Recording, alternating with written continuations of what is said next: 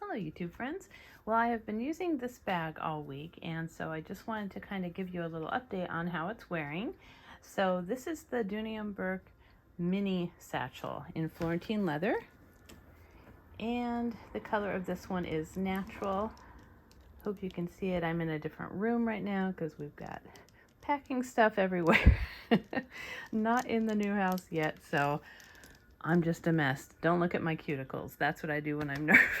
It's like every day there's a new hurdle. It's like, just let us just get in there. But anyhow. So the Florentine leather is absolutely beautiful. I love Florentine leather from Dooney & Bourke. I think it's gorgeous, and natural is my favorite color. Now, I have had this satchel for 4 years now. I went back and looked. I think I got it before I even had this channel, but I know I've done another video on it, and I'll try and put that somewhere up here. But this Florentine satchel is my favorite size. It's just perfect because you've got enough room for all of your things, but it's a little bit shorter than their small satchels. Let me give you the dimensions.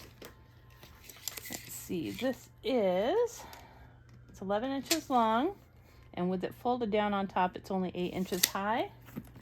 And then the side is about 5.5. So that's a wonderful sweet spot for size of satchels to hold everything. And you've got the whip stitching around the handles, which is gorgeous. I love that. And the whip stitching is in, I believe it's the Tomorrow Brown. Now, hopefully this is not as blurry as it looks to me right now, but yeah, it's just gorgeous. You've got brass hardware coming around the sides here. You've got some buckles, and you've got feet. Now, the only thing that's weird about this one is that the bottom of mine always seems to have kind of like a bloom on it when you've conditioned something too much, and I'm not sure why. I always wipe it off. I keep it just stored in the closet, but it always seems to have kind of like a white bloom to it. So I'm not sure if that was like a flaw in the leather piece that they used, but it doesn't happen anywhere else on the leather. It's beautiful. And then the back of it does have one little flaw, which is you can see right there, and that looks like the whip stitching of a handle, but not my handle got on it, and that was that way when I got it. I believe I probably got this from I Love Dooney. I don't recall. I know I bought it new, so it had to have been either through Dooney.com or I Love Dooney, but yeah, it's just absolutely beautiful. Now, as the time has gone on, it has gotten a little bit more of a sheen to the back side where it hits my body, but not the front side really. And I wish it would happen all over because it's so pretty. Tassels are good. I used to be very strict with having these wrapped in a net holder so that it wouldn't flare out, but you know, I just use it and love it. I don't I don't wrap it anymore, so they're flaring a little bit.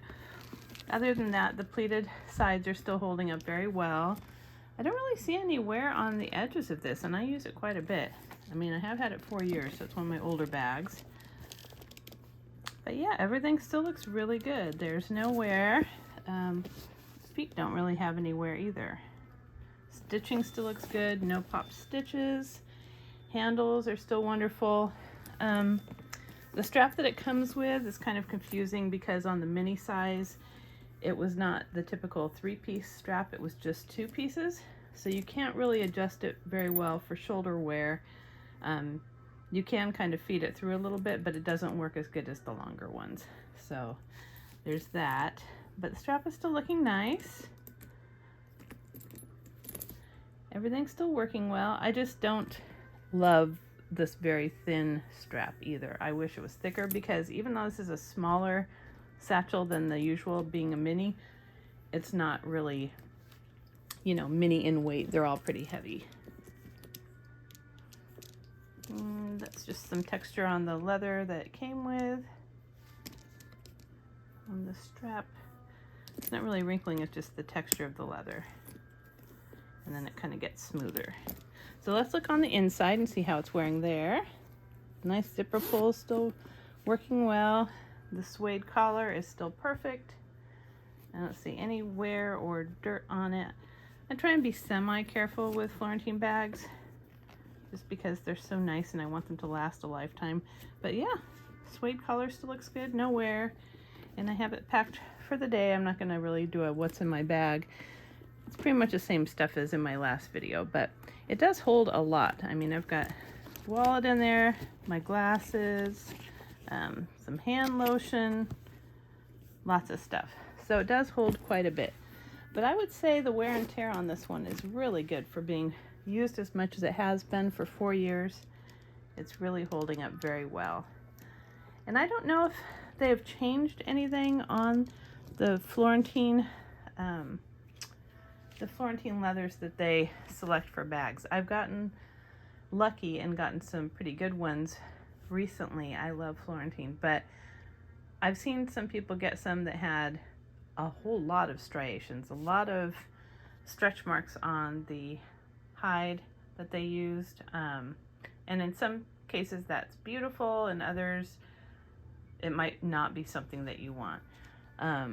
This one is not a highly textured bag. It's got, the lighting here is really bad, sorry.